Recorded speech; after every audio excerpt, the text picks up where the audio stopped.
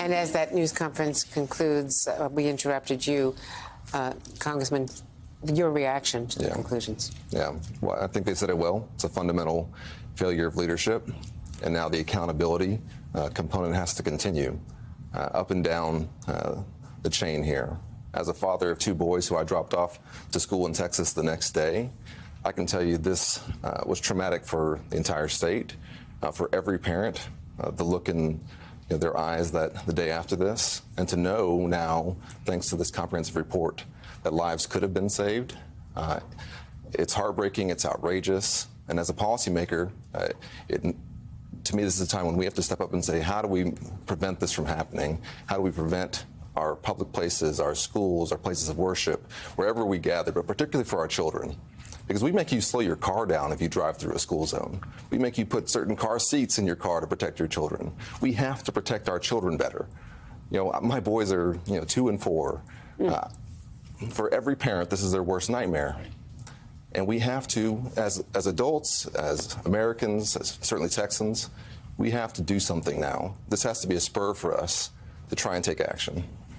Anthony Coley, you were working with the Attorney General when this all happened. What is your response? I think what we just saw was an Attorney General not just responding as the nation's law enforcement officer, but as a father. And it took me back to that afternoon of May 24th when I was at the Justice Department, and we had all heard reports of this shooting in Uvalde, and we didn't all know the death toll. But at some point that afternoon, my team received updated information from the U.S. attorney for that district with the death toll, with that number. And I'd done something, Andrea, I'd never done before, and that was interrupted what at DOJ they call the end-of-day wrap meeting. This is every day the Attorney General and the Deputy Attorney General get together to discuss the activity of the day. And I interrupted it. And because I'd never done it before, they both knew that something significant was happening with Uvalde. And I told them the death toll and the number of children that had died. And there was this heaviness in the Attorney General's office. There was a silence. And I told them that this was our new town. And then fast forward, if you will, a day or two later, we are in a senior staff meeting, and the Associate Attorney General, Vanita Gupta, who we just saw with the Attorney General in Uvalde, suggested to the Attorney General and to the Deputy that reminded them that we DOJ had the authority to do these after-action reports. And there was general consensus that if the local leadership on the ground would welcome that review of all components involved, that DOJ should do it. And then a couple days later, we got the on-the-record comment from the mayor. Devastating report. Joyce Vance, what kind of action can the families take? Civil, legal, or could there be any criminal prosecution? Yeah, so Andrea, let's turn to the question of criminal prosecutions, because I think the Attorney General addressed this in response to questions. This sort of a report, this is an after-action report, and as I heard Frank say earlier, this will become standard reading in training for new law enforcement officers.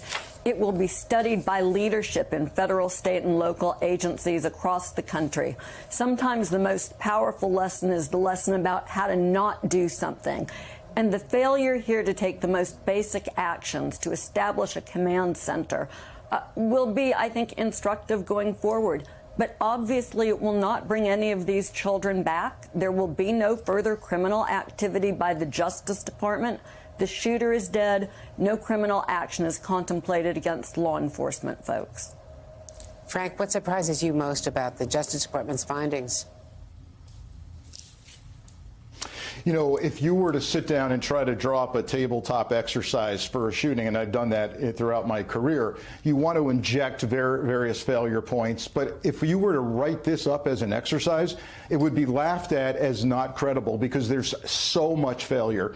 Every single turn, there's a failure. And I think The incompetent leadership is absolutely to blame for this, but there's little nuggets in here, 10 stimulus events, meaning things like shots fired while the police are listening to shots being fired, a child crying out and then being shot, a 911 call from a child, an officer saying on the radio, I have a room full of victims, none of that being absorbed properly, radios that can't communicate, even so many officers and parents on the street with their parked cars that EMS rescue vehicles were unable to even get close to the school. So needs to be looked at. I'm still hoping for criminal accountability. There are 2 applicable Texas charges that deal with child abandonment and neglect and knowingly leaving a child in your care at risk.